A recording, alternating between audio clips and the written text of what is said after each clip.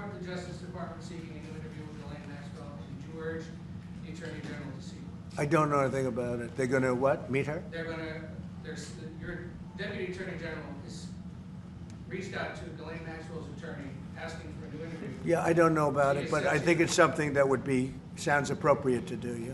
Do you have any concern that your Deputy Attorney General, as your former attorney, would be conducting the interview, given? No, I have no concern. He's a very talented person. He's very smart. I didn't know that they were going to do it. I don't really follow that too much. It's sort of a witch hunt, just a continuation of the witch hunt. The witch hunt that you should be talking about is they caught President Obama absolutely cold, Tulsi Gabbard. What they did to this country in 2016, starting in 2016, but all the way going up to 2020 in the election. They tried to rig the election, and they got caught. And there should be very severe consequences for that. You know, when we caught Hillary Clinton, I said, you know what? Let's not go too far here. It's the ex-wife of a president, and I thought it was sort of terrible. And I let her off the hook, and I'm very happy I did. But it's time to start, after what they did to me, and whether it's right or wrong, it's time to go after people. Obama's been caught directly. So people say, oh, you know, a group. It's not a group. It's Obama. His orders are on the paper. The papers are signed. The papers came right out of their office. They sent everything to be highly classified. Well, the highly classified's been released. And what they did in 2016 and in 2020 is very criminal. It's criminal at the highest level. So that's really the things you should be talking about. I know nothing about the other, but I think it's appropriate that they do go. May I ask you about that, Mr. President? Yeah. Tulsi Gabbard has submitted a criminal referral to the Department of Justice. From your perspective, who should the DOJ target as part of their investigation? What specific figures in the Obama administration? Well, based on what I read, and I read pretty much what you read, it would be President Obama. He started it. And Biden was there with him, and Comey was there, and Clapper. The whole group was there. Brennan, they were all there in a room. Right here, this was the room. This is much more beautiful than it was then, but that's okay. I have nice pictures up. They came out of the vaults. They were in there for 100 years. This is much more beautiful. We have the Declaration of Independence now in the room, which wasn't here. I guess people didn't feel too good about putting it here, but I do. But you know what? If you look at those papers, they have them stone cold, and it was President Obama. It wasn't lots of people all over the place. It was them too. But the leader of the gang was President Obama, Barack Hussein Obama. Have you heard of him? And except for the fact that he gets shielded by the press for his entire life, that's the one they, look, he's guilty. It's not a question, you know, I like to say, let's give it time. It's there, he's guilty. This was treason. This was every word you can think of. They tried to steal the election. They tried to obfuscate the election. They did things that nobody's ever even imagined, even in other countries. You've seen some pretty rough countries. This man has seen some pretty rough countries, but you've never seen anything like it. And we have all of the documents.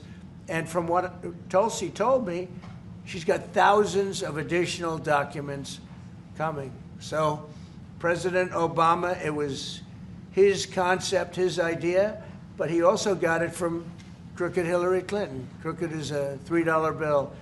Hillary Clinton and her group, the Democrats, spent $12 million to Christopher Steele to write up a report that was a total fake report. Took 2 years to figure that out, but it came out that it was a total fake report. It was made up fiction. And they used that. Now, the one thing they weren't able to do was to, and probably the only thing I respect about the press in years is the press refused to write it before the election. They refused to put it in. The Steele report was a disaster. All lies, all fabrication, all admitted, an admitted fraud. She paid $12 million, and the Democrats, for that report to a wise guy named Christopher Steele. He wrote a phony report, and they wanted to get that report in before the election. And I'll tell you what, I talk about all the time, the fake news, how bad it is. But in this case, They wouldn't do it. They saw it, they read it, and they said, we don't believe it. And it was only after, substantially, like a month and a half after the election, that it got printed, and it was a big wisp. It was just like a bang of nothing, because the election had ended. If that report had gotten published by the New York Times or somebody, and I respect the Times for maybe only this, because they're crooked as you can be. They're a terrible paper, a crooked, corrupt paper. But for this one moment, they said, this is bullshit, we can't put this in. And neither could any other paper. Wall Street Journal's a lousy paper, very, very dishonest paper. As you see, I'm suing them for a lot of money because they do things very badly. It's got a nice name, but it's really, in my opinion, it's a terrible paper, and it can be corrupt. But just so you know, they didn't take the Steele report. It was the dossier. Remember the famous dossier? I called it the fake news dossier. The news wouldn't publish it. And I'm amazed. They had 2.5 months. It was finished.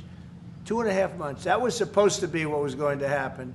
And it got published a couple of months after the election. And frankly, nobody cared too much about it.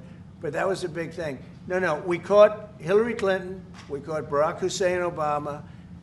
They're the ones. And then you have many, many people under them. Susan Rice. They're all there. The names are all there. And I guess they figured they're going to put this in classified information and nobody will ever see it again, but it doesn't work that way. And it's the most unbelievable thing I think I've ever read. So you ought to take a look at that and stop talking about nonsense, because this is big stuff. Never has a thing like this happened in the history of our country. And by the way, it morphed into the 2020 race. And the 2020 race was rigged, and it was a rigged election. And because it was rigged, we have millions of people in our country. We had inflation. We solved the inflation problem. But millions and millions of people came into our country because of that. And people that shouldn't have been, people from gangs and from jails and from mental institutions, people that we don't want in our country, and people that we're getting out, dangerous people. 11,888 murderers, many of them, 50%, more than 50%, murdered more than one person. I hate to say this with such a distinguished guest, but you know, they asked me a question. I got to answer the question. No, Barack Hussein Obama is the ringleader. Hillary Clinton was right there with him, and so was Sleepy Joe Biden, and so were the rest of them. Comey, Clapper, the whole group. And they tried to rig an election, and they got caught.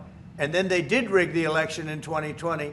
And then because I knew I won that election by a lot, I did it a third time, and I won in a landslide. Every swing state won the popular vote. But I won that all the same way in 2020. And look at the damage that was caused.